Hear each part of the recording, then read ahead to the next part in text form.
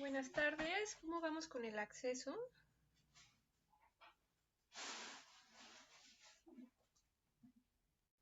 Ya estamos adentro todos, no sé si gustas allá arrancar. Ok, mil gracias.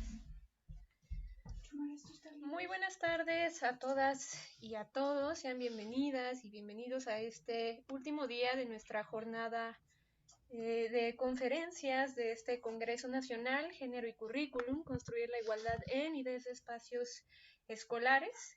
Estamos muy felices por este tercer día de jornada, todas las mesas han sido bastante fructíferas y esta pues no será la excepción. Entonces vamos a comenzar con la mesa, con esta mesa que se titula Género y Currículum, Dimensiones Históricas. En esta mesa vamos a tener 4 ponencias por demás interesantes.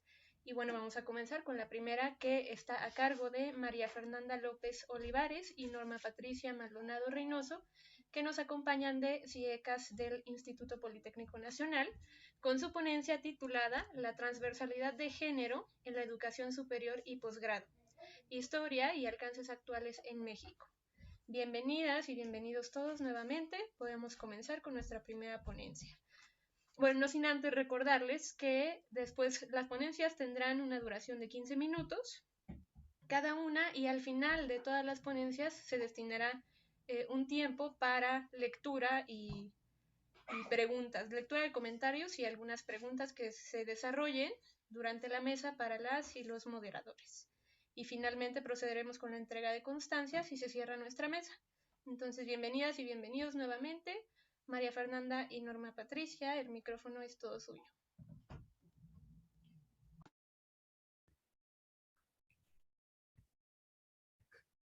Muchas gracias. Buenos días, tardes, creo ya. Bueno, nuestro trabajo se llama, está titulado La transversalidad de género en la educación superior y posgrado, historia y alcances actuales en México. Tuvo el objetivo de hacer un recorrido de manera histórica sobre la constitución de lo que es la transversalidad de género y los derivados que tuvo en la aplicación de la educación superior y posgrado en México. Siguiente, por favor.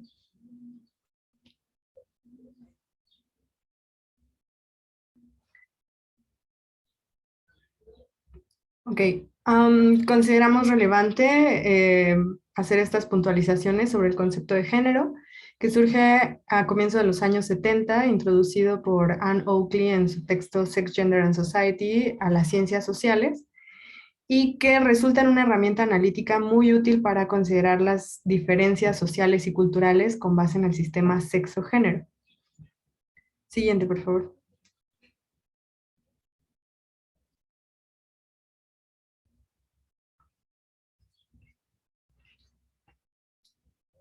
Bien.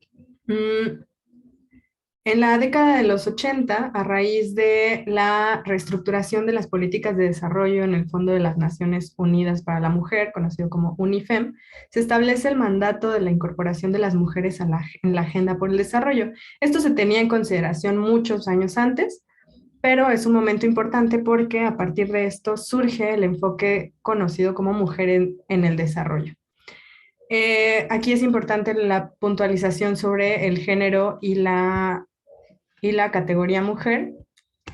En este enfoque, la integración era en este enfoque, la intención era la integración de las mujeres al sistema económico, aunque sin cuestionar las relaciones de género existentes en la base de la situación de las mujeres en la estructura económica a la cual se quería incluir, ni cuestionar las concepciones de desarrollo y modernización. Después, siguiente por favor, después se retoma la noción de género y a diferencia del enfoque de mujeres en el desarrollo, surge el enfoque género en el desarrollo.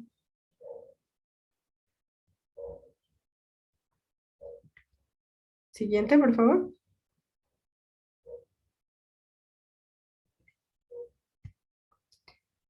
Bien, a partir de la Conferencia Mundial de la Mujer en Nairobi surge este nuevo enfoque que ahora tiene en el centro el concepto de género, a diferencia del enfoque previo.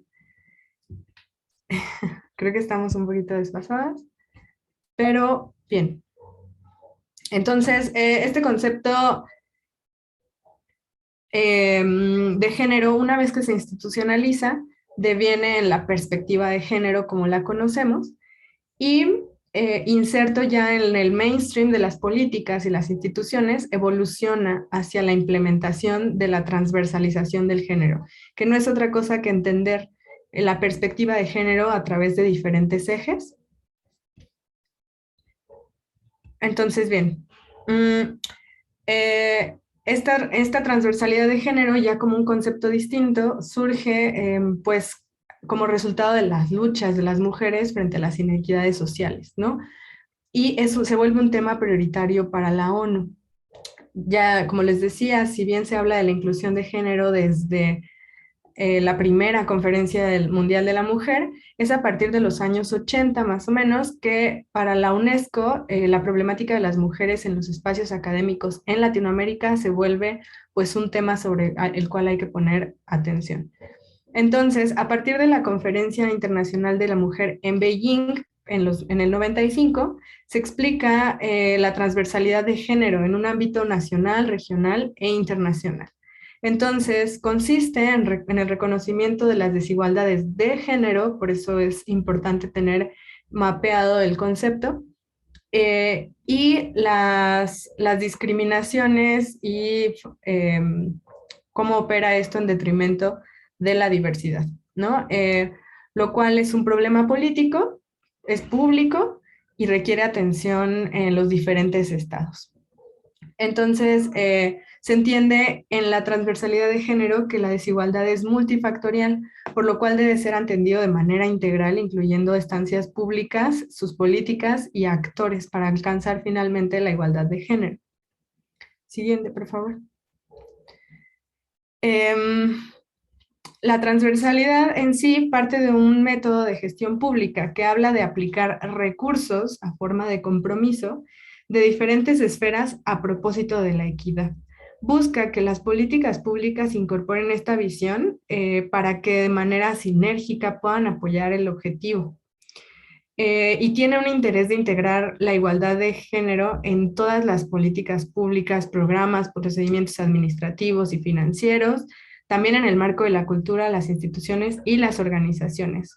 Por lo tanto, el resultado debe de ser monitoreado de acuerdo a diferentes políticas públicas, que serían aquellas que van marcando los lineamientos, ¿no? O las acciones a tomar. Siguiente, por favor.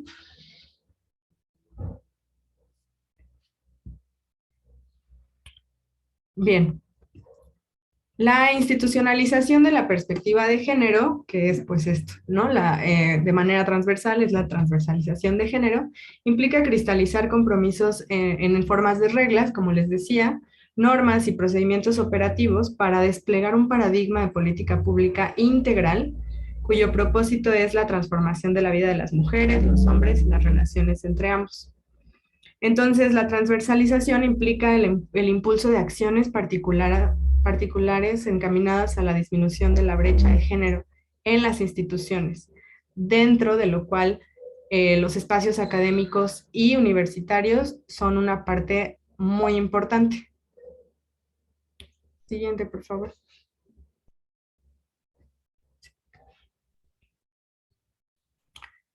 Entonces, la transversalidad de género aparece como un instrumento adecuado para analizar el impacto diferencial entre mujeres y hombres en los procesos macroeconómicos y políticos, reconociendo que ningún campo es neutral al género y que el Estado es responsable de los análisis multicausales. Esto, pues, será aplicado a las instituciones de educación superior. Siguiente, por favor.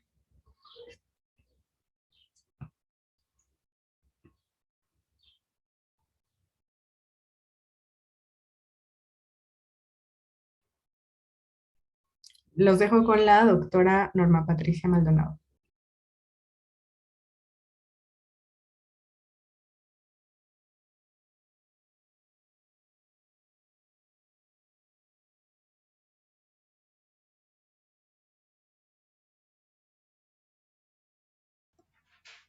Doctora Norma, su micrófono está apagado.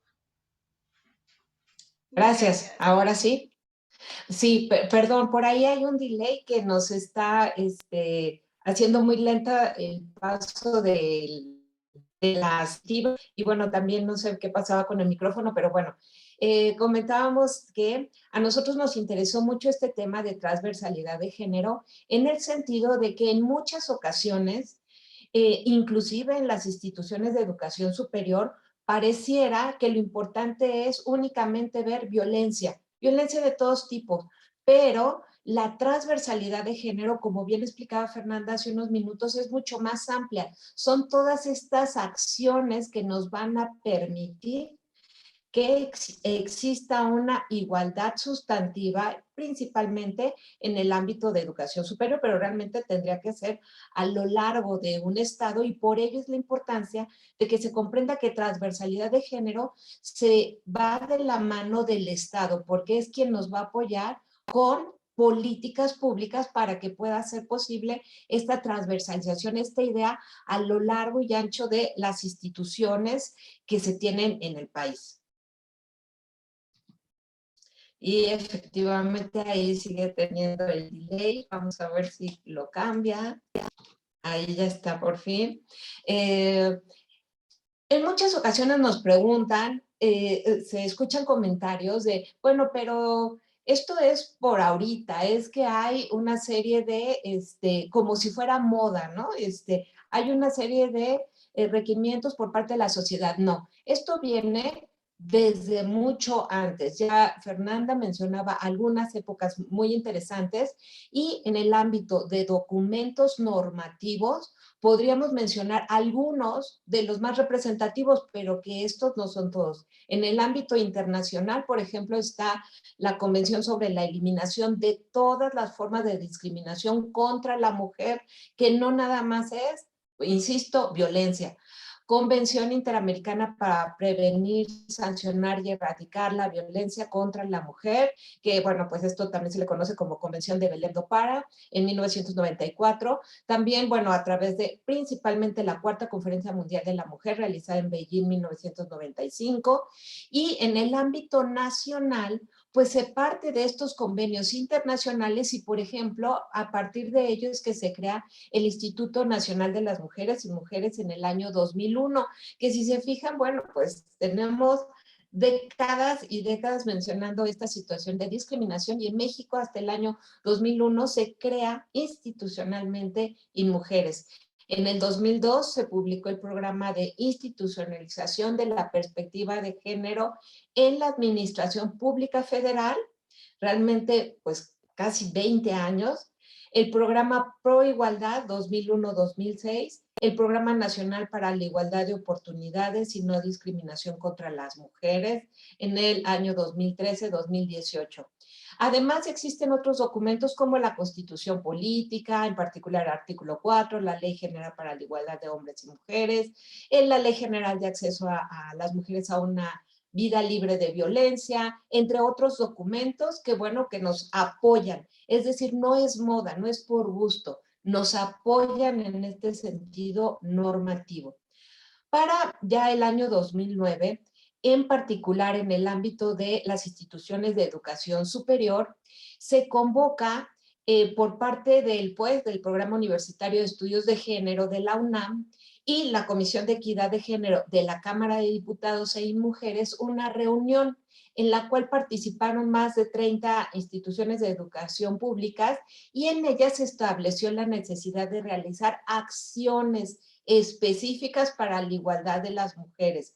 Lo que llama la atención es que se necesitan estas acciones en conjunto, organizadas, que permitan que realmente se dé seguimiento a programas.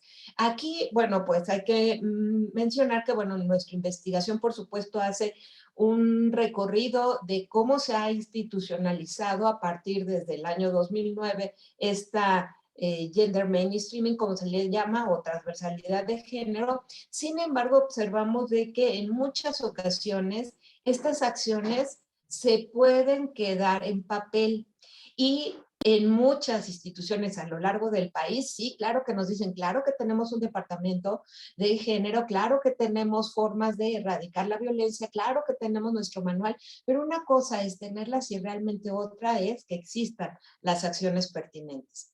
El problema, pues, no es poner normas o reglas, departamentos o unidades de género. El reto realmente es que exista una transformación para que esas estructuras de machismo, de discriminación y de violencia, de acoso a las mujeres vaya cambiando. Por ello es importante, primeramente, develar las problemáticas con estadísticas, denuncias, con investigación y sobre todo partir de ella para crear una nueva cultura, sobre todo en las instituciones de educación superior, pero bueno, que nosotros nos abocamos en esta investigación, pero realmente pues tendría que ser en todos los espacios de cultura en nuestro país, ¿no? Que generan cultura.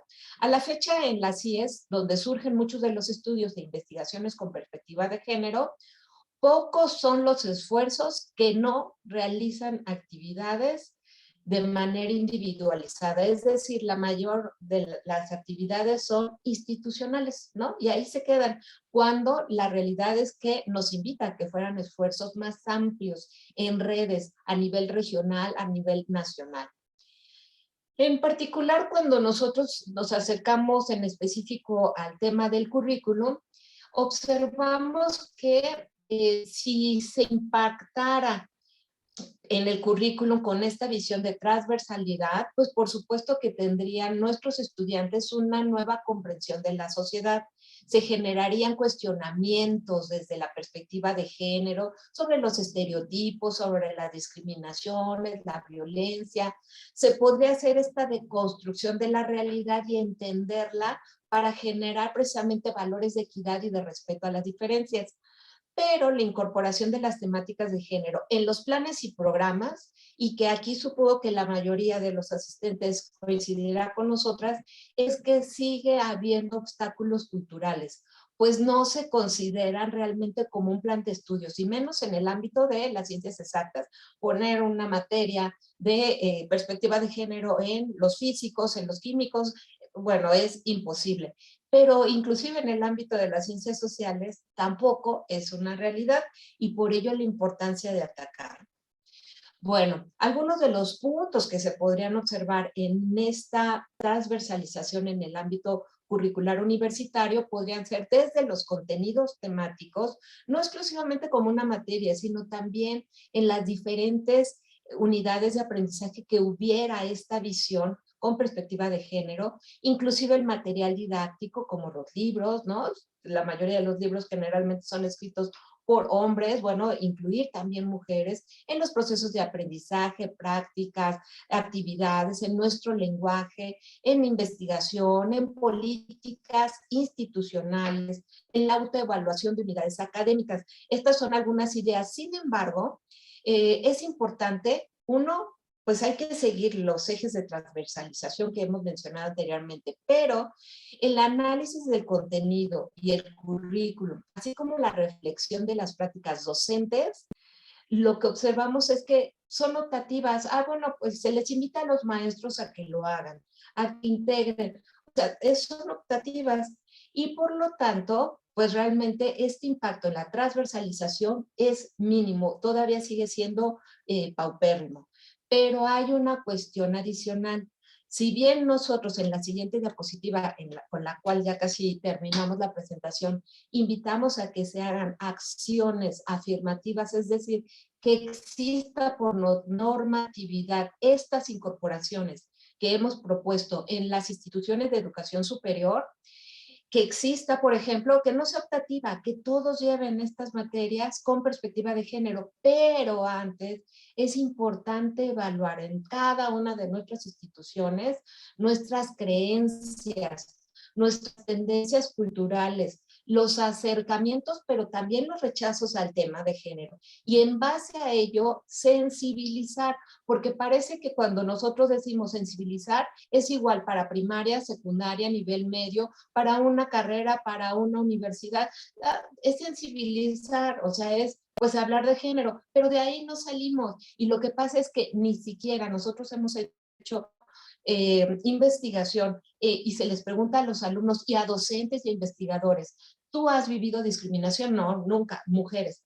¿Tú has vivido discriminación? No, no, para nada. Y cuando sigues investigando y en su caso detectas que hay esos problemas de discriminación, te das cuenta que la gente lo que pasa es que no sabe, no ha deconstruido, lo ve como normal, pues es normal que exista eso. Entonces lo primero que se tiene que hacer es evaluar cuál es nuestra cultura para poder hacer las acciones necesarias. Por lo tanto, se recomienda, mencionábamos, que no existan acciones optativas, sino que existan acciones afirmativas obligatorias desde la transversalidad institucional, promoción de la equidad mediante capacitaciones, materias obligatorias, condiciones de trato, políticas de participación equitativas, acciones positivas, mencionábamos, pero inclusive concursos y actividades que promuevan esta nueva visión, esta nueva cultura, para que de manera transversal a lo largo de la estancia de nuestros alumnos desde nivel medio, superior, posgrado, realmente se vaya conformando esta cultura. Y bueno, finalmente cerraríamos con esta frase: la transversalidad de género permitirá primeramente develar los discursos de poder que legitiman la inequidad y que muchas veces ni mujeres ni hombres conocen. Por lo tanto, es necesario conocerlas. A partir de ello, generar valores, actitudes, conductas y políticas públicas para una cultura de igualdad. Agradecemos su atención y aquí ponemos nuestros correos y estamos a sus órdenes. Muchas gracias. Muchísimas gracias a ambas ponentes. Qué interesante lo que nos mencionan y justo qué necesario es que se construyan decisiones vinculantes en este tema. Pero bueno, ya habrá un espacio al final para continuar con la discusión. En este momento vamos a continuar con nuestra siguiente ponente, que es Jenny Lisset Ariza, que nos acompaña de la Universidad Pedagógica Nacional de Colombia y que nos viene a presentar hoy su ponencia titulada Reconocer los sesgos, una mirada desde el feminismo al currículo de Historia de la Música en la Educación Universitaria en Colombia. Sin más, le cedemos la palabra a Jenny Lisset y también les recomendamos, por favor, apegarse al tiempo de 15 minutos de su presentación para que podamos llevar de la mejor manera esta mesa. Muchísimas gracias. Muchas gracias. ¿Me escuchan bien? Sí. Bueno, perfecto. Soy Jenny Lisset Ariza, soy de la ciudad de Bucaramanga. Esta ponencia es presentar los resultados de la investigación de la especialización en pedagogía, modalidad de distancia de la Universidad Pedagógica Nacional. Soy musicóloga y músico.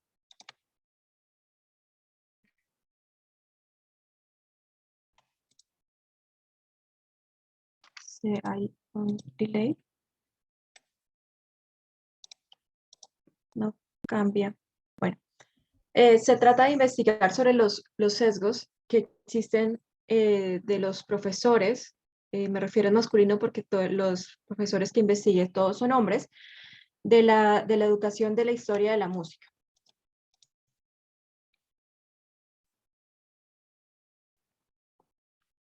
Voy a cambiarla así porque en pantalla completa se demoraba mucho en cambiarla. Entonces, los antecedentes que se encuentran a esta investigación son investigaciones previas sobre el currículo de historia de la música, pero que no abordan la categoría de género. Se preocupan por los resultados metodológicos, didácticos y examen de los contenidos del currículo, pero no hacen mención en ningún momento de la categoría de género.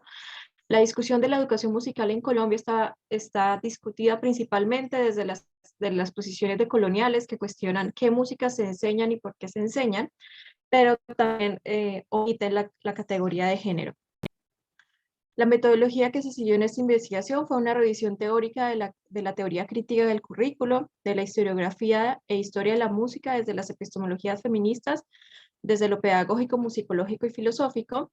Se escogieron a estudiar 3 universidades: la Universidad Pedagógica Nacional, que tiene un programa de licenciatura la Universidad Distrital José Francisco de Caldas, que tiene un programa de carácter ecléctico, ya que fusiona las músicas regionales y las músicas de la tradición occidental centroeuropea, y la Universidad Inca, que está especializada en las músicas populares urbanas.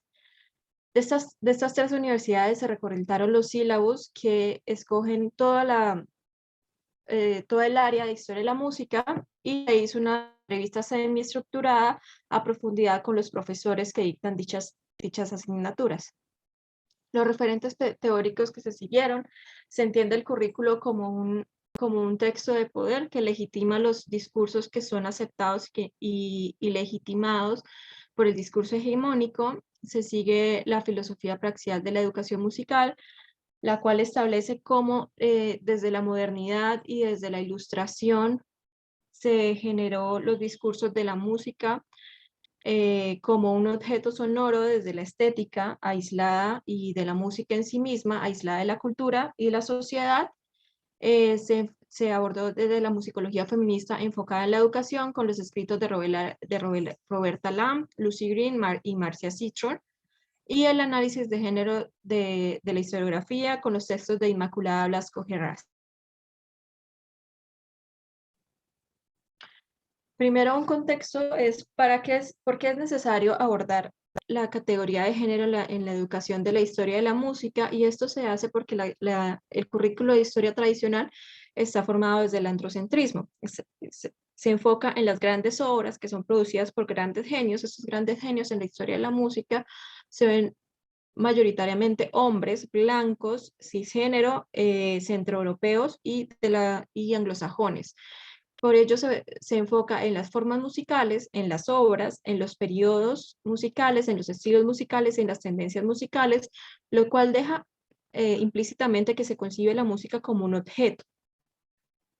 Una perspectiva feminista de los feminismos permite la descentralización del autor en la historia de la música, y esto se percibe porque el currículo de historia tradicional privilegia el documento escrito, la partitura y la arena pública, la sala de conciertos, las grandes obras, las sonatas, las sinfonías, la institución como las filarmónicas y las sinfónicas, y resta importancia al proceso, la colaboración, la comunidad, lo privado y la transmisión oral, las actividades las actividades populares y de las clases bajas. Estas últimas es donde mayoritariamente se enfocó la actividad musical de las mujeres. En 1948 ya Sophie Green, quien había propuesto textos donde estudia las convenciones sociales y culturales que ocultaban esta labor de la mujer en América Latina. Zulema Roses ya comienzan a escribir antologías sobre mujeres compositoras. En toda la década de los 80s y 90s hay un boom de publicaciones sobre mujeres compositoras, estudios que se aborda música. La presencia de las mujeres es muy poca. Julia Englund Cosa me analiza cómo la iconografía dispuesta en estos mismos libros también es muy poca y mantiene los estereotipos, que es lo que analiza Abeles y Young, de los instrumentos musicales interpretados por mujeres, que en la música se piensa que ciertos instrumentos son más femeninos que otros y se da una división sexual del trabajo. En resumen, una epistemología feminista permite una crítica al universalismo, al formalismo y a la exclusividad del objeto artístico, y la definición del arte como una actividad separada de otras prácticas culturales. Esta actividad y además reconoce que la epistemología feminista es una actividad práctica que se necesita cuestionar las mismas instituciones. En esta institución se reconoce como el currículo y las universidades y la educación musical que reproduce estas epistemologías que posicionan el androcentrismo como figura central y como un campo principalmente masculino. El currículo formal, o sea, los sílabos, se encontró que hay una baja participación de las mujeres como en los textos bibliográficos. La Universidad Pedagógica Nacional tiene 2 textos dentro de 24, la Universidad Distrital tiene 4 textos dentro de 16 en la asignatura Sistema 5 y en la asignatura Sistema 2 tiene 1 dentro de 17. Las otras asignaturas no presentan ninguna bibliografía de mujeres y la Universidad Inca no presenta ninguna. Esta bibliografía escrita por mujeres no indica necesariamente un enfoque de género, porque no hay bibliografía con enfoque de género de bibliografía, lo cual es problemático. Asimismo, en la aparición de mujeres compositoras, la Universidad Pedagógica no menciona ninguna dentro de 32 compositores que se proponen en el currículo. La Universidad José Francisco, la SAP, propone 4 dentro de 13 ejemplos musicales en sistemas 4 y en total en los 5 niveles de historia del arte son 20 ejemplos musicales.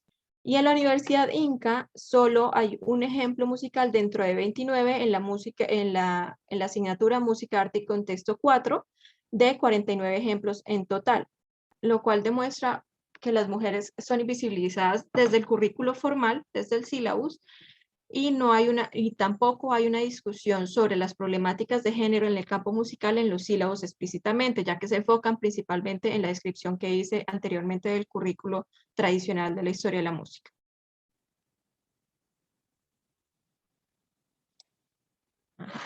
De las entrevistas se pudieron deducir los siguientes supuestos. Los profesores entienden la historia de la música, la asignatura, como una que le permite la contextualización al estudiante, por lo que lo inserta dentro de una tradición. Esto traduce que los profesores entienden como una serie de conocimientos que el estudiante debe saber para ser un buen profesional, más nunca cuestionan la raíz de esos conocimientos y por qué son esos conocimientos y no son otros, y en este caso porque esos conocimientos están invisibilizando la labor de las mujeres en la historia de la música. Demuestran un desconocimiento que ellos mismos aceptan de las epistemologías feministas y la producción de la musicología feminista. Esto lleva a que tengan unos sesgos sobre lo que significa el feminismo y lo que significa los estudios de la musicología feminista. En esto, algunos de ellos explicaron que ven el feminismo como una superioridad de las mujeres sobre los hombres, como una postura tendenciosa, y una como busca el reconocimiento de las obras, trabajo y desempeño de las mujeres por el simple hecho de ser mujeres, lo que se traduce en una ceguera de género.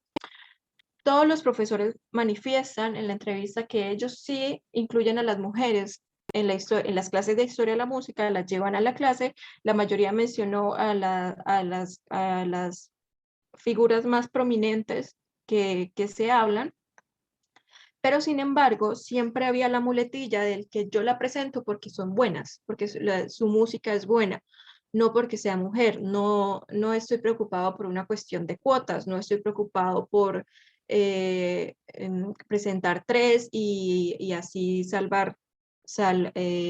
políticamente correcto. Siempre hay una posición pero que no reconoce. O sea, es problemático porque ellos mismos reconocen cómo la historia de la música se ha construido, que ha privilegiado a los hombres en esta construcción histórica, pero sin embargo, al presentar a las mujeres, siempre encuentran que las mujeres tienen que demostrar que son lo suficientemente buenas para pertenecer al currículo. Y eso lleva a que consideren que son muy pocas y que solo presentan las que son esencialmente las que deberían estar dentro del currículo. Tiene muchos problemas ese tipo de argumentación.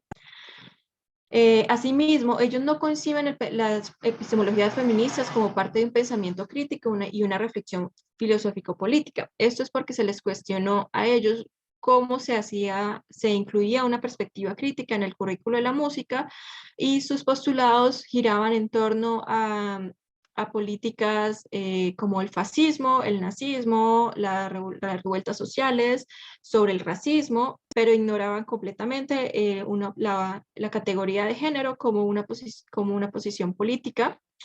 Y muchos manifestaban que la discusión sobre género y música debía reposar principalmente entre mujeres, ubicando una electiva que abarcara el tema, que fuera hecha por una mujer, y que en sus clases veían cómo las mujeres eran cuando proponían textos o exposiciones sobre alguna de las mujeres compositoras, eran las mujeres las principalmente interesadas en hablar de ellas, entonces que esta discusión debía permanecer en ellas. Las conclusiones que salen de esta investigación es que los profesores necesitan reconocer el papel político del currículo que permite la introducción del pensamiento crítico. De otra forma, no es posible introducir el pensamiento crítico, no es posible que conciben el pensamiento crítico sin la categoría de género, es un pensamiento crítico incompleto y que no aborda todas las posibilidades que otorga. Asimismo, deben reconocer el feminismo como un cuestionamiento epistémico, filosófico y político que nutre a la educación musical y superar una función de la educación superior en música como una educación técnica que se enfoca en sacar buenos músicos que sepan interpretar y que sepan el repertorio tradicional, pero que no se preocupen por las condiciones sociales y políticas que se enfrentan en el mundo real. Y se hace necesario que los profesores cuenten con un enfoque de género en su formación, lo cual crea un círculo vicioso porque los estudiantes que están ahora están saliendo sin un enfoque de género y ellos salen a dictar clase y no tienen el enfoque de género para poderlo dictar en las clases, entonces se queda un círculo vicioso que tiene que romperse en algún momento, y ahí retomo las palabras de Grossman, que dice: muchos de los futuros profesores han aprendido acerca de sus enseñanzas, de sus materias, viene de sus experiencias como estudiantes. Se necesita que los profesores sean conscientes de sus propios sesgos, que reflexionen su práctica pedagógica, que la cuestionen, que la actualicen, que estén pendientes de la discusión musicológica, que es la encargada de proponer los temas de la historia de la música, que se piensen como profesores de historia de la música, como musicólogos, y que piensen que la historia no es un complemento que solamente contextualiza al músico que solo debe saber tocar, sino es una parte fundamental de su formación para entender el músico y para entender su hábitat musical en la sociedad. Y reconocer sobre todo que no es suficiente hablar de mujeres en la clase, se tienen que hablar del por qué han sido invisibilizadas, el cómo fueron invisibilizadas, cómo las estructuras de poder reproducidas en la historia, en la crítica musical, en la sala de conciertos, imposibilitaron la participación de las mujeres en la historia, y para qué es conveniente tener esa discusión ahora con el movimiento social feminista muy en boga en nuestro país. Y quisiera culminar con esta cita de Marcia Citrón de 1993, que dice: en cuanto a la influencia del canon de enseñanza en el repertorio estándar, la consideración más obvia implica que el papel de la educación universitaria en la configuración de los valores estéticos de los futuros profesionales, así como de los miembros de la audiencia y los consumidores de música. Después de todo, los valores de los estudiantes, los valores que los estudiantes internalicen será la base para su elección profesional de repertorio, ya sea como solistas, músicos de conjunto, directores o posiblemente directores de conciertos o periodistas musicales. Muchísimas gracias. Esta es la bibliografía que utilicé para la ponencia. Muchísimas gracias a la ponente, qué interesante y qué importante también que traigamos estos temas a la mesa y al debate público, porque son temas también de los que poco se habla. Entonces, muchísimas gracias. Como saben, al final dedicaremos el tiempo para comentarios y preguntas. Por ahora vamos a proceder con nuestra tercera ponencia, que está a cargo de Abraham Osvaldo Valencia Flores, parte de la presidencia del decanato del IPN, que nos presenta la ponencia titulada Matrícula, Currículum y Permanencia de las Mujeres en los Inicios del IPN. Muchísimas gracias y bueno, le cedemos el micrófono, por favor, a Abraham Osvaldo. Hola, muy buenos días. ¿Me escuchan? Sí, perfectamente. Buenos días. Gracias.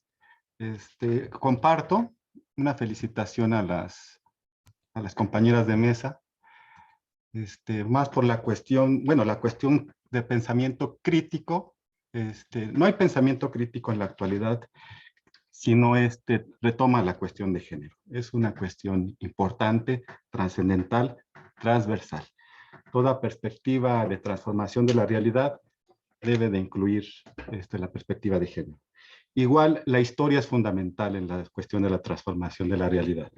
Es necesario ir a la génesis histórica, ideológica de lo que se pretende transformar, o sea, de lo que se pretende cambiar. Y es precisamente por eso que se presenta esta plática.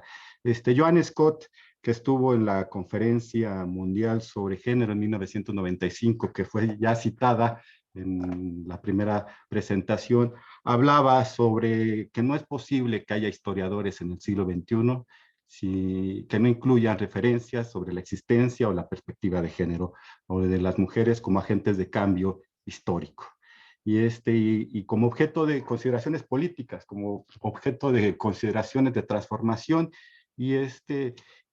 sacar o relucir, a sacar a flote todas esas visiones sobre la historia que han tratado de invisibilizar a las mujeres, ¿no? Esa es una perspectiva importante. Scott estuvo como ponente en esta cuarta conferencia mundial sobre género en 1995, y a partir de eso tratamos de abordar los inicios de la educación técnica, el Instituto Politécnico Nacional en sus inicios, 1936, que es la institución en la cual estamos. Es el planteamiento general, lo leo. El Instituto Politécnico Nacional, bajo los principios postrevolucionarios, incorpora a los sectores más desprotegidos al ámbito educativo. Es decir, los historiadores dicen que el cardenismo es la plasmación ideológica de la Revolución Mexicana. Se incorporó a muchos sectores de los más desprotegidos. El ámbito educativo es el principal factor de movilidad social. Se incorporan sectores obreros, se incorporan sectores campesinos. En los anuarios de 1936, 37, 39, se dice de dónde viene cada uno de los alumnos que se incorporan al Instituto Politécnico Nacional. Un planteamiento: si bien se manejó entre sus principios la integración de las mujeres y una matrícula general cuya paridad fue de 60.19% de hombres y 39.81% de mujeres, es importante resaltar algunos elementos cualitativos. Que la gran mayoría de cursos y carreras en las que se incorporaron las mujeres fueron identificadas por lo que en ese momento era social, cultural y tradicionalmente al ser femenino, ¿no? Entre paréntesis, ¿no? Así lo decían los planteamientos. La batalla por cambiar esa inercia fue dada en su mayoría por directivas, profesoras, madres de familia, alumnas y primeras egresadas, ¿no? A pesar de ello, una batalla que dieron las primeras alumnas en las diferentes carreras del instituto, queda pendiente aún una mayor inclusión de las mujeres en las áreas principalmente físico-matemáticas, ingenierías, para alcanzar la equidad de género tan deseada. Cabe señalar que en el 2021, lo vamos a ver, la paridad es similar a 1938, 40.76% son mujeres y 59.24% son hombres. Pero también hay aspectos cualitativos que tenemos que analizar. Lo digo, bueno, la Secretaría de Educación Pública acaba de cumplir 100 años, José Vasconcelos, miembro del Ateneo de la Juventud, posteriormente se crea el Ateneo de las Mujeres en 1934, también un elemento importante, integra varios departamentos, varias direcciones. Entre las direcciones estaba primero direcciones y posteriormente departamento, estaba la dirección normal, la dirección universitaria, la dirección de cultura indígena, la dirección primaria, y la Dirección de Bellas Artes, retomando lo que se había platicado en la ponencia anterior. Cada una de estas direcciones, posteriormente departamentos, tuvieron su historia y su proceso particular en relación a la incorporación de las mujeres y los debates internos que se dieron en ellas, ¿no? En el caso del Departamento de Enseñanza Técnica, Industrial y Comercial, de donde saldrá el Instituto Politécnico Nacional en 1936, tiene particularidades históricas importantes. Se crea en 1921 como dirección y posteriormente como departamento. En ese periodo, en ese inter, se crean varias escuelas de enseñanza para las mujeres. Una de ellas, por ejemplo, la Escuela Nacional de Enseñanza Doméstica en 1926, y vemos ahí algunos de los cursos, uno de los talleres y la formación que tenían las mujeres en ese momento. Entonces, habla de un perfil y una forma y un objetivo de educar las mujeres. Es decir, había clases de repostería, clases de lencería, botánica, labores femeniles, carreras para el hogar. Hay otras escuelas que también se crean. Por ejemplo, está el Centro Industrial Nocturno número 2 de Cultura Popular para las señoritas, en donde se dan clases de jabonería, por ejemplo, se dan clases de perfumería, se dan clases de conservas, se dan clases de economía doméstica, ¿no? De sombrerería, y por supuesto están otras escuelas de carácter comercial en donde se empiezan a dar clases de taquimecanografía, clases de teneduría de libros, de secretariado. Esto es parte de las escuelas que se incorporan a la dirección, al Departamento de Enseñanza Técnica, Industrial y Comercial, y es necesario referir para ver cómo fueron los planteamientos que se dieron posteriormente. Están también otras escuelas, por ejemplo, la Escuela Industrial para Señoritas, Malinalxóchitl, en donde se dan ahí, por ejemplo, se ven los cursos, conservas, corte y confección de ropa, manufactura para coser, sombreros, sombrillas, fabricación de jabones, perfumería, lociones, bordados en máquina y a mano, cocina, repostería.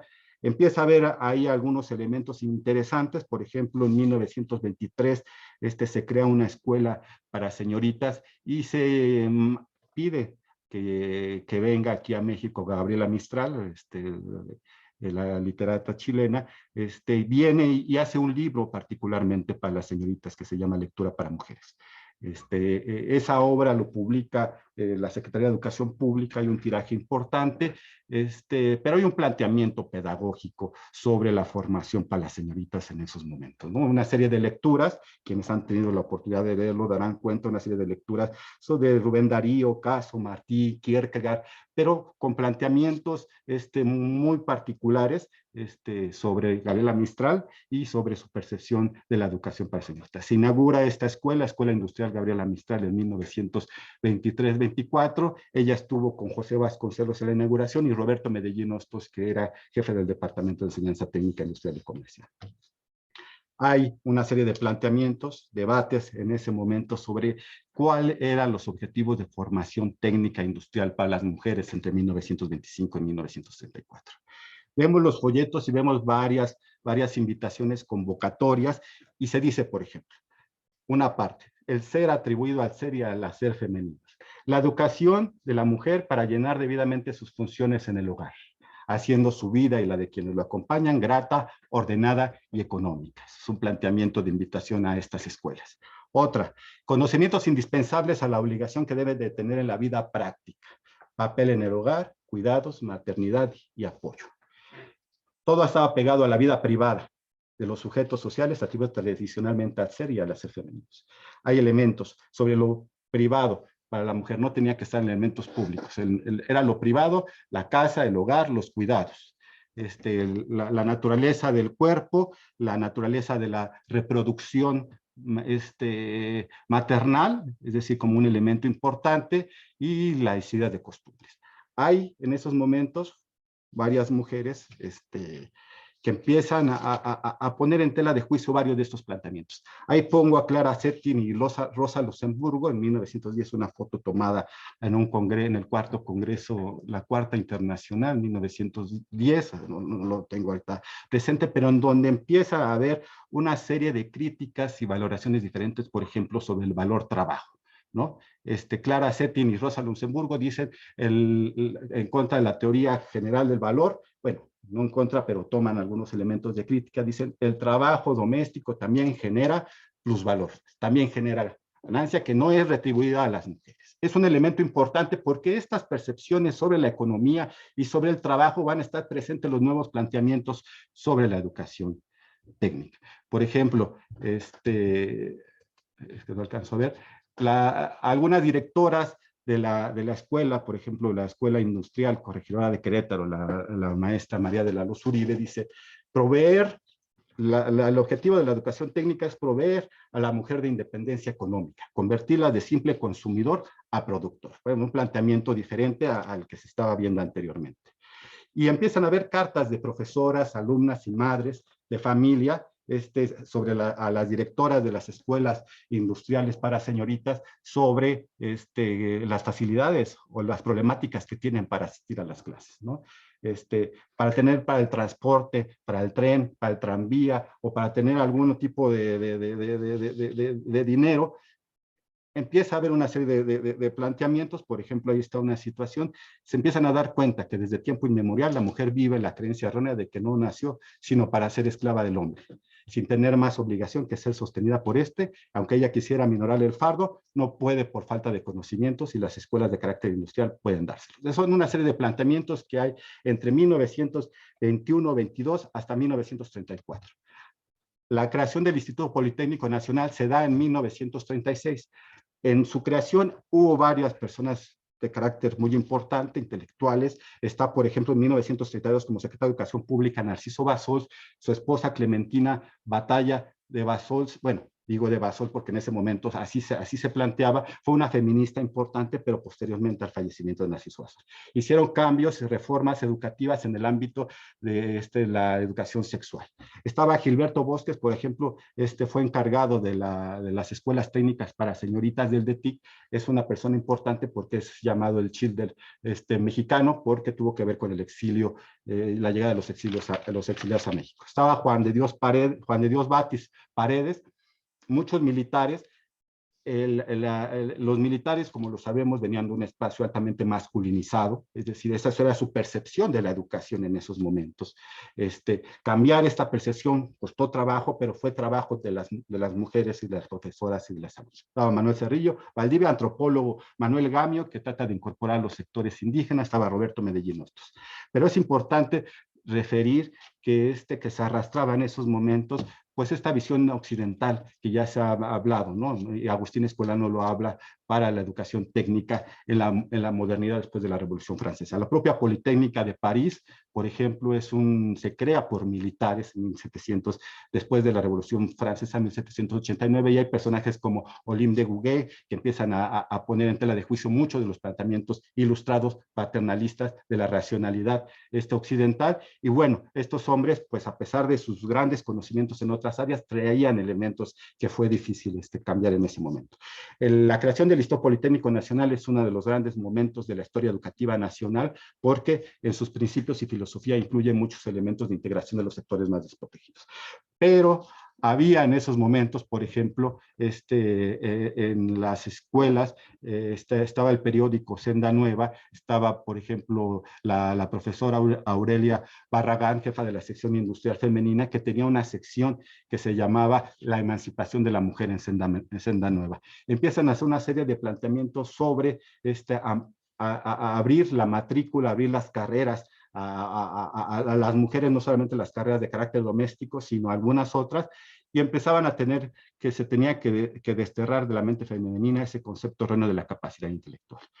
Hay personas, maestras, que formaban parte del Frente Único Pro Derechos de la Mujer, un frente que se crea en 1935, varias de ellas eran comunistas, entre sus miembros estaba Consuelo Uranga, por ejemplo, estaba Frida Kahlo, estaba Adelina Sendejas, y había profesoras también importantes, por ejemplo, la profesora René Rodríguez de la Rosa, que fue fundadora de la vocacional número 4, actualmente CECID número 6, que tiene el nombre de Miguel Otón de Mendizábal, pero ella es una fundadora de la educación técnica y de las escuelas del Instituto Politécnico Nacional, ¿no? Entonces, hay dentro de algunas instancias, por ejemplo, el Instituto de Orientación Socialista, algunas críticas a la percepción que se tenía de la educación técnica en esos momentos, ¿no? Aquí es el anuario de 1939, parte de la matrícula, es un elemento importante. Les muestro rápidamente que en algunas escuelas, por ejemplo, aquí están los totales, hombres, el porciento, y mujeres, el tanto por ciento, ¿no? Hay escuelas, por ejemplo, la Escuela Superior de Ingeniería Textil tienen 100% de hombres, ¿no? Hay escuelas, por ejemplo, la Escuela Superior de Ingeniería y Arquitectura, que cumple 100 años, fue creada en 1922, tenía 99.65% de hombres. La ESIME tenía 100% de hombres. Hay escuelas, por ejemplo, estas de que tienen 94, 98%, vamos a ver, son las escuelas de corte y confección, son las escuelas de trabajadoras sociales y enseñanza doméstica, en el perfil y en la formación educativa que venimos hablando. Hay, por ejemplo, esta foto es interesante, es la matrícula, pero esta foto es muy...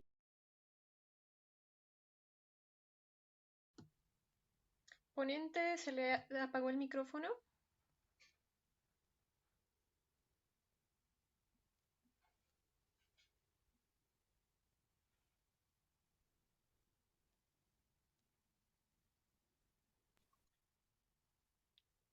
De nuevo. ¿Me escucha? Listo, perfecto. Aquí hay fotografías interesantes, no solamente era el ámbito de la matrícula, los alumnos, sino también el profesorado. Este es el profesorado de la ESIME en 1937. Vemos una sola mujer, era una mujer que llegó exiliada, austriaca, Marietta Blaum, y tuvo que venir respaldada por Albert Einstein para incorporarse a la planta docente. Son elementos interesantes que tenemos que tener en consideración sobre cómo se va dando esta transformación. Empieza a haber la movilización, incorporación de algunas mujeres en diferentes áreas. Por ejemplo, aquí vemos a la hija de Consuelo Uranga, ser la primera egresada de geología de la Escuela Superior de Ingeniería y Arquitectura. Era también hija de Valentín Campa, ¿no? Pero la parte feminista viene de Consuelo Uranga, que era integrante del frente que les platicaba. Está, por ejemplo, María de la Cruz Bracho, en el área de enfermería que tiene que ver con cuidados, pero abrir camino como primera egresada de enfermería también fue un trabajo y un trabajo importante. Está Ruth Rivera, la hija de Diego Rivera. Bueno, lo digo Diego Rivera porque ella pues amplió fue la primera egresada de la Escuela Superior de Ingeniería y Arquitectura como arquitecta. Está por supuesto en la medicina Rosa María Prieto, además de las problemáticas que tuvo la carrera de médico rural para hacerse notar en las profesiones a nivel nacional. Ella como mujer fue una de las primeras promotoras de la carrera, ¿no? Están todos estos elementos y es importante decirlo, ¿no? Gabriela Buquet Corleto dice, se ve que las instituciones de educación superior se ve indudablemente que tienen mayoría masculina, ¿no? Dando como resultado que las mujeres se ubiquen mayoritariamente en profesiones adecuadas para su sexo. No es casual que las universidades las mujeres se concentren en áreas consideradas como femeninas, en áreas de conocimiento vinculadas con las ciencias sociales, las humanidades y las artes. Bueno, ese es un planteamiento que expresa Buquet, pero también está en la cuestión de cuidados. El Instituto Politécnico Nacional tiene unos planes de estudio y una oferta académica diferente a las universidades, las profesiones liberales, pero vemos que en las áreas físico-matemáticas y de ingeniería están estos elementos, ¿no? Para concluir, creo que ya estoy sobre tiempo, les presento cómo está actualmente la matrícula en el 2020, ¿no? La matrícula institucional, según el informe de 1921, era de 204,606 alumnos. Aquí vemos algunos elementos interesantes. De hombres son en la matrícula escolarizada. De hombres son 121,245. De mujeres son 83,415. El total es 2004, 660, pero vemos una disparidad. Eso en términos del 60 al 40%. Si vamos a la parte de la no escolarizada, vemos, por ejemplo, que hay 3,166 hombres y 4,013 mujeres. El que haya un poco más de mujeres tiene que ver con muchos elementos de carácter social, de cuidados, que deben de estar en casa, otros elementos de tareas que no pueden. Estos elementos, estas cifras, como la historia cuantitativa o la historia serial o la historia matricular, nos permite tener elementos para la toma de decisiones y de diagnósticos sobre la paridad de género en nuestras instituciones.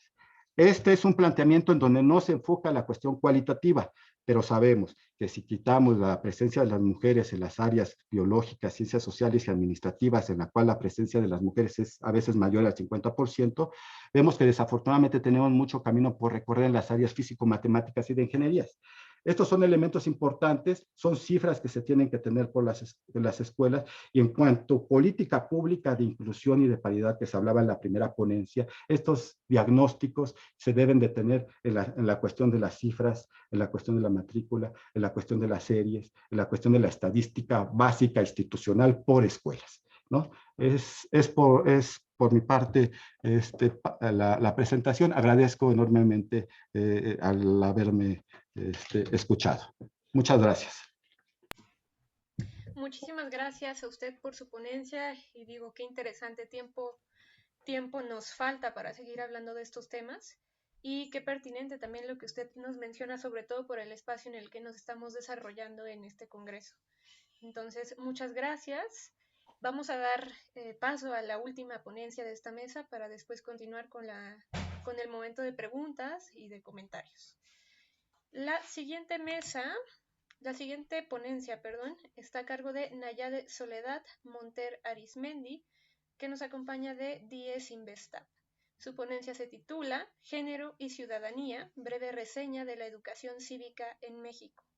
Le damos, por favor, la oportunidad de compartirnos su conocimiento a Nayade Soledad, por favor. Adelante. Muchas gracias. ¿Sí me escuchan? Voy a apagar mi cámara porque entré en conflicto a veces con dos cosas en la computadora. Sí, excelente, se escucha muy bien. Gracias.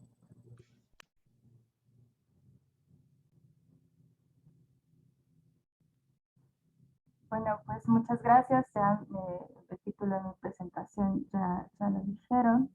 Y bueno, antes que nada, esta ponencia la escribí por el interés de conocer sobre el enfoque de género y cómo es incorporado en la educación. Y bueno, este enfoque es, pues, como ya lo han mencionado mis compañeras, mis compañeros, es parte de las tendencias internacionales y promovida por distintos movimientos feministas. En el caso de México, pues se han dado avances significativos en la incorporación del enfoque de género en las políticas educativas.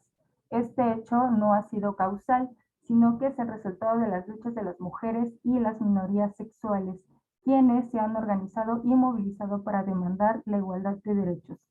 Y bueno, en esta ponencia presento una revisión de algunos de los cambios curriculares en el sistema de instrucción mexicano de educación básica desde finales del siglo XIX y hasta principios del siglo XXI, así como indagar en la relación que han tenido estos cambios con las demandas feministas y la integración del enfoque de género en la instrucción cívica escolar.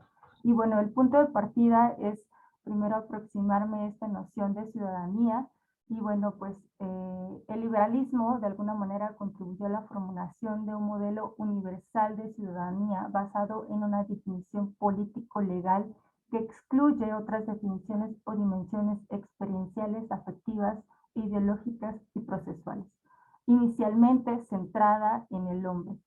Y bien, este proyecto liberal tiene límites, ¿no?, en esta ciudadanía moderna, puesto que imagina el sujeto de derecho como universal y homogéneo. Las definiciones jurídicas de ciudadanía pues resultan ser un tanto estrechas, pues no incluyen ciertos sectores sociales, grupos, individuos, prácticas que ante el modelo ideal propuesto resultan ser inesperados, en este caso pues las mujeres. Y bueno, ¿qué se entiende aquí por ciudadanía? La ciudadanía se conforma por significados, derechos, obligaciones, así como de las formas de agencia y modalidades de participación. No es meramente un estatus jurídico otorgado por un Estado, sino una relación de compromiso recíproco entre personas en la esfera pública. Y bueno, estos entrecruces que busco hacer entre feminismo y ciudadanía, por un lado, el feminismo liberal luchó para que se reconocieran los derechos de las mujeres dentro del marco de la ciudadanía. A mediados del siglo XVIII, Mary Wollstonecraft y Olympia de Gouges y otras pioneras del feminismo cuestionaron la incoherencia del proyecto liberal respecto a la situación de las mujeres. Para el siglo XIX, el sufragismo promueve el voto femenino y la igualdad ante la ley, pero es hasta después de la primera mitad del siglo XX cuando se generaliza el voto, se aprueba la elegibilidad de las mujeres como representantes políticos y se implementa la paridad de género. Es así que el pensamiento feminista continúa insistiendo en la conceptualización de ciudadanía que no puede prescindir de la categoría de género. Uno de sus intereses se centra en que la política democrática exprese las demandas y los intereses específicos de las mujeres. La lucha por la igualdad de las mujeres ha de articular la multiplicidad de discursos, maneras y propuestas de los diversos feminismos, el marxista, liberal, conservador, separatista radical, democrático radical, así sucesivamente. Y bueno, uno de los intereses es la relación entre la ciudadanía que ejercen las mujeres en México como una práctica política y cómo repercuten en el desarrollo de los proyectos educativos nacionales desde la formación cívica. Y entonces aquí hay una generación de preguntas. ¿Qué tipo de ciudadanía se ha promovido para las mujeres?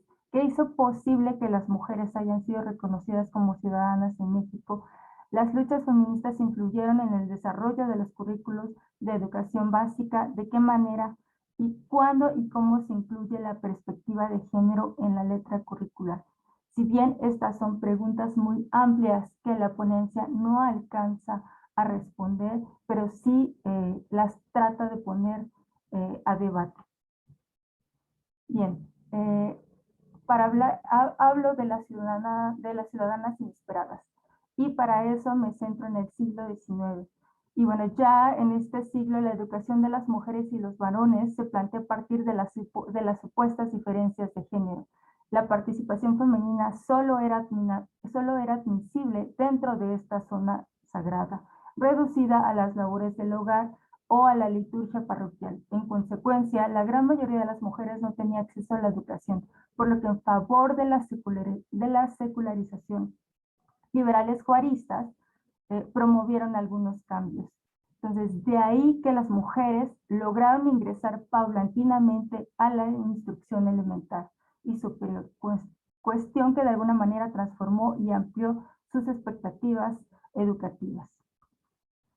Y bueno, ya en el porfiriato emergieron grupos de mujeres con la intención de posicionar las demandas sobre el sufragio femenino. Para la época de la Revolución de 1910 a 1924, las mujeres desempeñaron un papel prominente e intenso. No obstante, en la historia monumental se les trató como sujetos secundarios, colocándolas al margen del prestigio político y social del conflicto. En la época postrevolucionaria surgieron organizaciones feministas que demandaron mayores derechos para las mujeres. Lograron crear escuelas que ofrecieron una educación científica y racional a las mujeres, lo cual generó cambios sobre su papel en la sociedad, así como el aumento de las expectativas para lograr otras prerrogativas, entre estas el sufragio femenino. En los años 30 y 40, particularmente en la década de los 30, el movimiento feminista se orientó a los sectores populares e incorporó demandas de obreras y campesinas. En los 40, el movimiento de mujeres se fue debilitando poco a poco hasta desaparecer de alguna manera de la escena política. Es hasta 1947 que se reconocen los derechos ciudadanos de las mujeres, pero solo a nivel municipal. Finalmente, les es reconocido el derecho al voto en 1953. En los años 60, las feministas de esta generación se centraron en las limitaciones de la igualdad jurídica que coartaban los derechos políticos, laborales y reproductivos de las mujeres. Y bueno, ya para hacer un gran resumen, a partir de 1970 en adelante, es decir, en estas últimas décadas y por más de 50 años, el movimiento feminista en México ha sido consistente y protagónico. Los temas centrales que lo han movilizado se pueden sintetizar de la siguiente manera: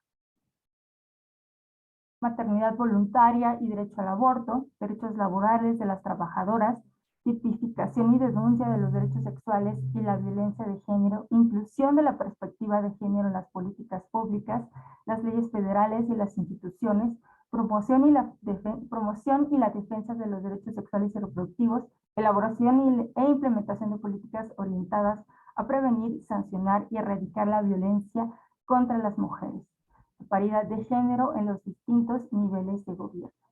Bien, pues una de las aportaciones del feminismo es pues la categoría de género, ya que permite pues analizar las relaciones sociales entre los géneros en distintos ámbitos de la vida.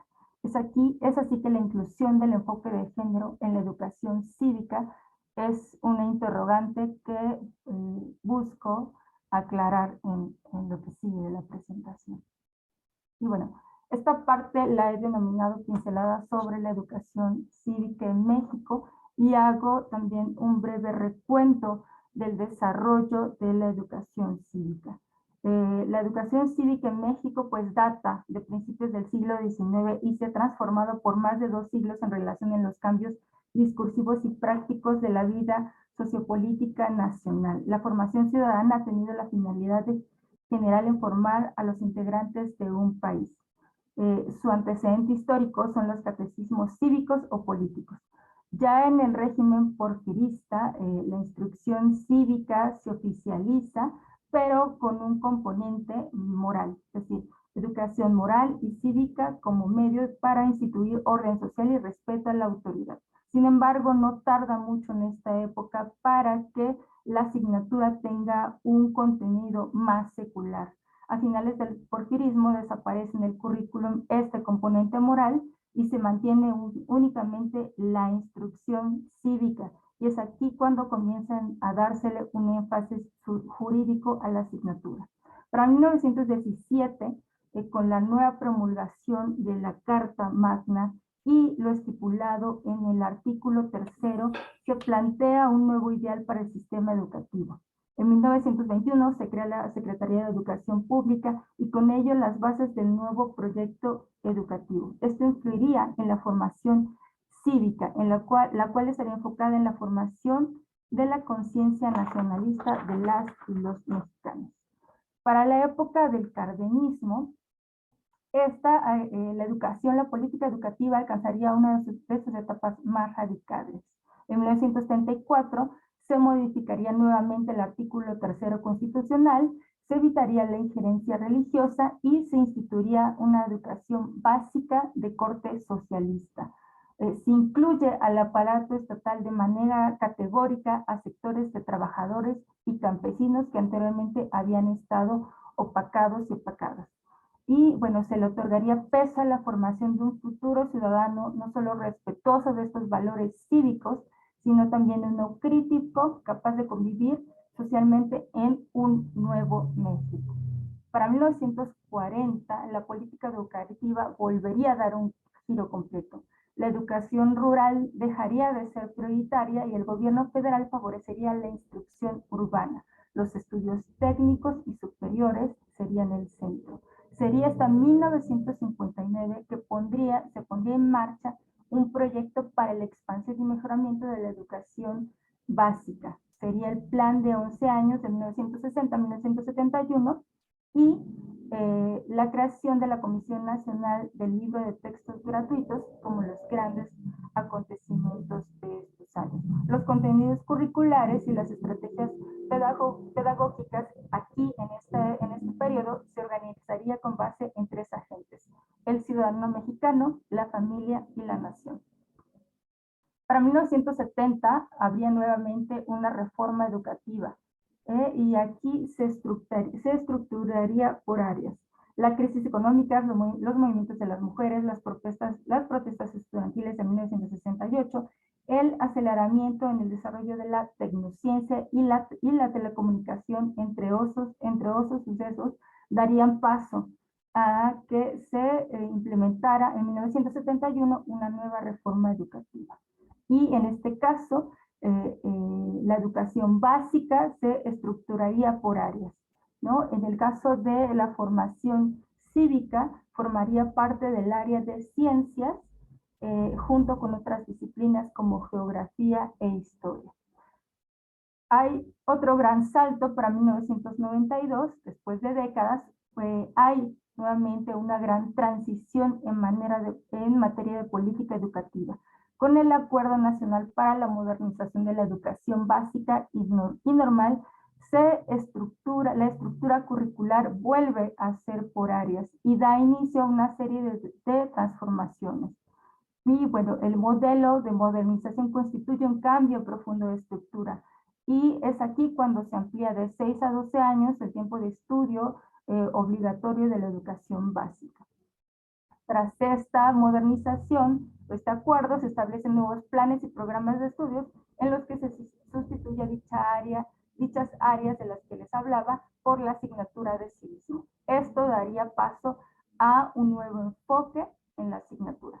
Sin embargo, para 1999 iniciaría de nueva cuenta un proceso de cambio de perspectiva de la asignatura del civismo y ahora se le denominaría formación cívica y ética. Para los nuevos años, para el nuevo milenio, es aquí, si bien el proyecto educativo del Estado no tiene cambios trascendentales respecto a la política que le precede, no obstante, es aquí que es la primera vez que se incluye de forma significativa el enfoque de género en las políticas educativas. En el año 2001, al modificarse el artículo constitucional primero, la perspectiva de género es incorporada en las políticas educativas, lo que exige desarrollar materiales educativos que fomenten la igualdad entre mujeres y hombres, particularmente en los programas de la asignatura de formación cívica y ética. Es en esta época que se insertan contenidos en los que se hace explícita la perspectiva de género. Ya para el 2009, con la reforma integral de la educación básica, se deriva de aquí el Plan de Estudios 2011, y esto dio pie a la articulación curricular de la educación básica de los niveles preescolar, primaria y secundaria. Y bueno, por lo que respecta a la asignatura de formación cívica, se plantearon cambios en el contenido oficial que se orientan en las siguientes dimensiones, que son laicismo, compromiso con la democracia, equidad de género, entre otros.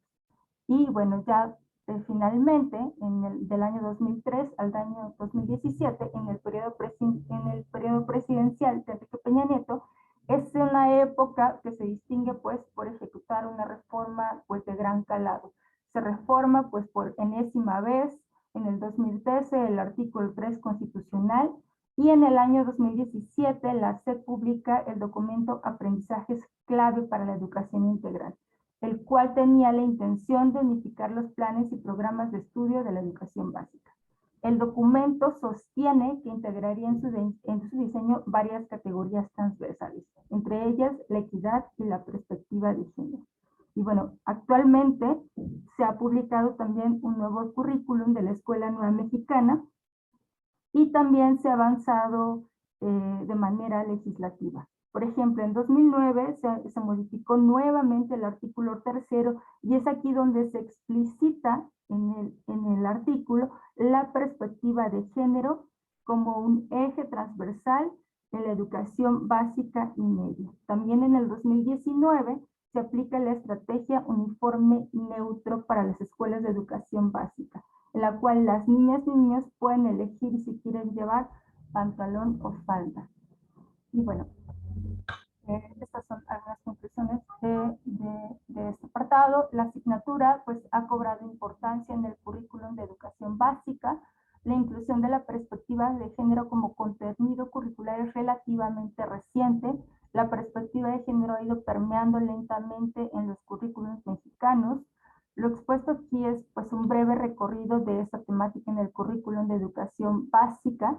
En realidad falta saber quiénes promueven esta inclusión, cómo es el proceso de manera más particular, qué contenidos han sido incluidos y cuáles han quedado fuera en relación al género, qué sucede en los currículums en la actualidad y qué hay en los libros de texto.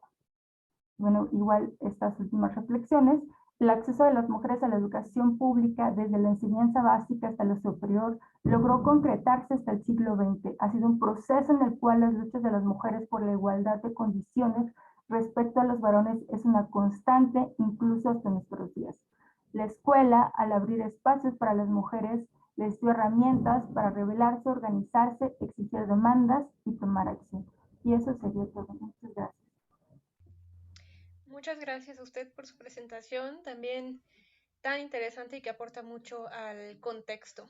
Entonces, agradecemos mucho todas las participaciones. Vamos a abrir en este momento un espacio para preguntas, para comentarios, y a cargo de Anaí, por favor. Muchas gracias. Pues tenemos por aquí unos comentarios. Patti Rodríguez hace referencia a la presentación del maestro Abraham. Ella menciona, muy interesante cómo podemos ver que la mujer pudo avanzar a pesar de las limitaciones que existían. Ahora podemos contar con grandes maestras y doctoras en ciencia. También pues Silvia Ochoa nos dice que Agradece las ponencias por brindar este recorrido histórico desde una mirada de género tan importante para rastrear las condiciones del presente.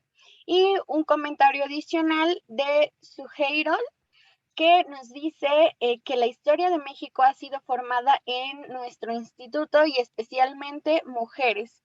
Agradecen mucho las ponencias, tenemos por aquí muchas felicitaciones.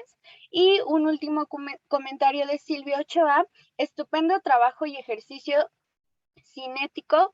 Es muy importante identificar las luchas que dan sentido a la posición femenina en nuestro país. Por otra parte, los retos que enfrentaron las mujeres para alcanzar los derechos actuales y la lucha que se mantiene para dar lugar igualitario a todos.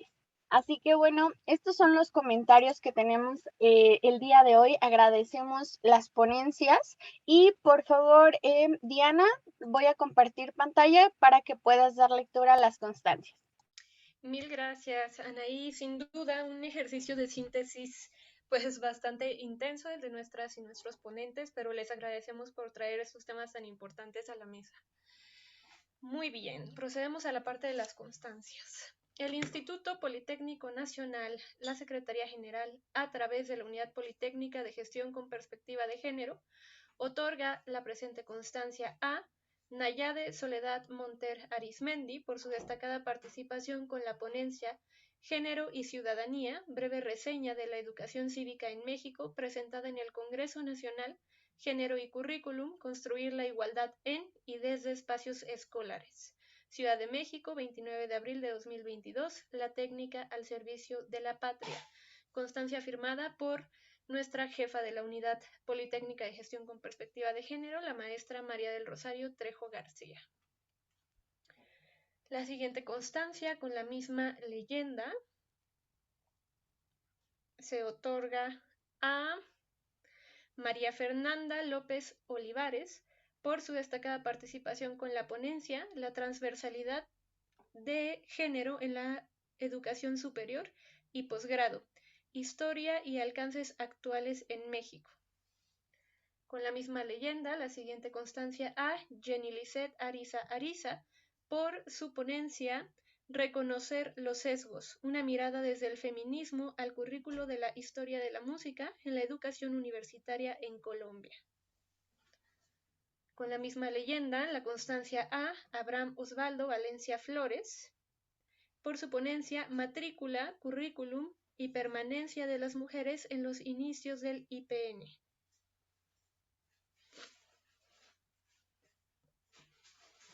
Muchísimas gracias a todas y a todos por estar en esta mesa de diálogo y discusión. Les agradecemos muchísimo su participación, tanto a ponentes como a asistentes, y les recordamos que ahí está el link para que registren su asistencia a quienes faltan. Muchísimas gracias y les invitamos a participar en las siguientes mesas que continúan hoy en nuestro último día de jornada. Gracias. Diana, gracias. Faltó mi constancia. Ok, Anaí, ¿tenemos la constancia de la doctora Norma? Sí, un segundo. Una disculpa, doctora. No, ¿de enseguida qué? la presentamos. Muchas gracias. No, usted. Con la misma leyenda se le otorga la constancia a la doctora Norma Patricia Maldonado Reynoso por su destacada participación con la ponencia La transversalidad de género en la educación superior y posgrado, historia y alcances actuales en México. Muchísimas gracias, una disculpa. Gracias por su participación.